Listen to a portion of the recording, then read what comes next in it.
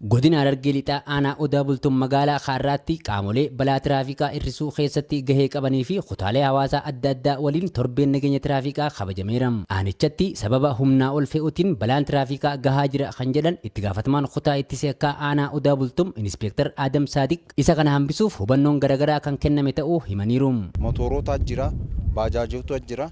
Inni kun yeroo tokko darbaa fi'uudhaan deddeebi'ee balaan gahaa jira waan ta'eef waan kana hubannoo argatanii iddoo to'attoonni gahuu hin dandeenyetti illee nu deeggaranii waan kana akka hambisan hubannoo akka argatan yaadneeti. Hoogganaan waajjira poolisii aanaa Odaa Bultuun Inspektar Bokonaa Tarreessaa balaa tiraafikaa akka aanaa isaaniitti gahu xiqqeessuuf qaamoleen qooda qaban hundi isaan cinaa dhaabbachuu akka qaban dhaaman.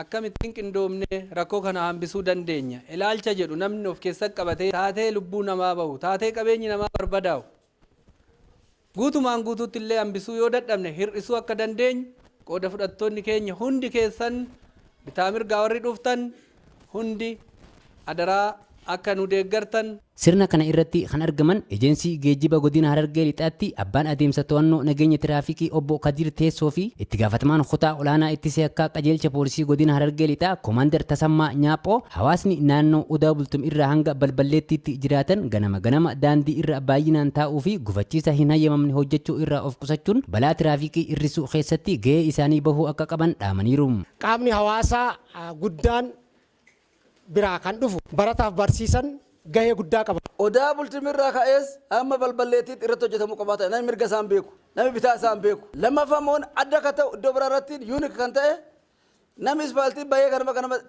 ispaaltii irra taa'a. Nama tolcheedha konkolaataan fireeni jiduu danda'a. Sadii afurin teessanii ispaaltii irratti aduu ho'ifattu. Dhufee yoo isin irra bahe boo'ichi faayidaa hin qabu. Dursa of eeguutti faayidaa qaba. Isa kanallee hamma dandeessan wal barsiisaa jechuu barbaadeeti. Hamma dandeessanittiin wal hubachiisaa jechuu barbaadeeti.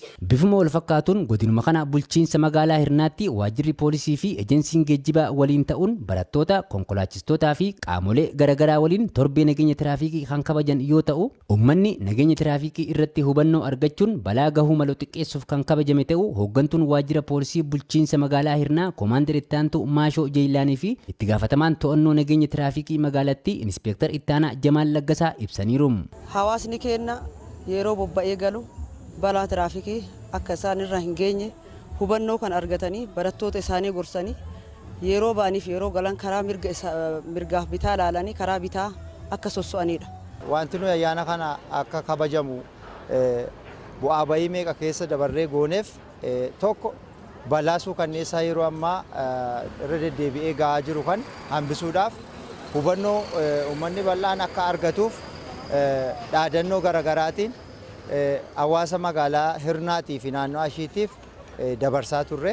Sababa dhiphina daandii baay'ina namaa fi baajaajii irraan kan ka'e magaalaan Hirnaa balaa tiraafikiitiif saaxilamoodha kan jedhan kantiibaan bulchiinsa magaalaa Hirnaa obbo Ahmad Xahaa fi itti gaafatamaan ejensii geejjiba magaalattii obbo Abdallaa Ahmad namoonni daandii irratti daldalan of qusachuu fi mallattoolee nageenya tiraafikiitti fayyadamuun socho'uu akka qaban dhaamaniiru. Baay'inni namaa hedduu isaa barra hedduudha.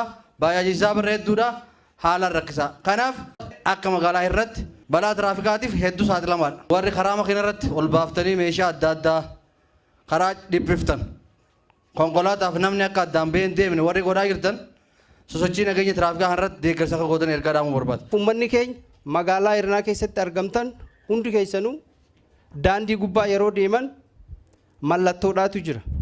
Mallattoolee kana hubannee daandii gubbaa socho'uu qabnaa jechuudha. Kana malees dhiphina daandii jiru furuuf daandii lafoo hojjechuuf kan karoorfatan ta'uu kantiibaan magaalattii obbo Ahmad Xahaan ibsaniiru. Kooriidara magaalattii wajjin wal qabatee daandii lafoon irra deemu yeroo gabaabaa keessatti ni hojjennu akka magaalaa Hirnaatti nageenya tiraafikaa kana mirkaneessuu keessatti gahee keenya ni baanna jenneeti itti deemaa jirra. Sirna kana irratti kan argaman itti gaafatamaan to'annoo nageenya tiraafikii Inspektar Ittaanaa Taamiraat Ishatuu fi itti gaafatamaan kutaa olaanaa qorannaa yakkaa qajeelcha poolisii godina Harargee Lixaa kan ta'an Koomaandar Turaalataa ergamni Koomishinii Poolisii Oromiyaa inni ijoon balaa tiraafikii ittisuu akka ta'ee fi balaa kana xiqqeessuuf tokkummaan hojjechuu akka qaban yaadachiisan. Sababa balaa tiraafikaatiin aantee keenyaa ta'u fira keenyaa ta'u namoota baay'ee of biraa dhabnee jira. Kanaaf milkaa'ina hojiitiif tokkummaan baay'ee barbaachisa. Koomishiniin poolisii Oromiyaa ergamoota ijoo fi jajjaboota al lama qaba. Ergamoota sana keessaa inni jalqabaa yakka ittisuu jechuudha. Yakka ittisuu keessatti immoo balaan tiraafikaa ittisuun immoo isa ijoo jechuudha.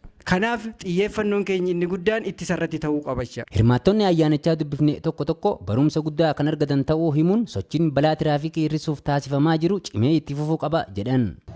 Gargaarsi uummataallee akka jiraatu uummata kakaasanii gargaarsa ifii godhatanii akkasitti balaa tiraafikaa kana akka xiqqeessan. Poolisii teenyaa fi tiraafika keenya cinaa dhaabbanne haalaa namileen addaan dhagamte.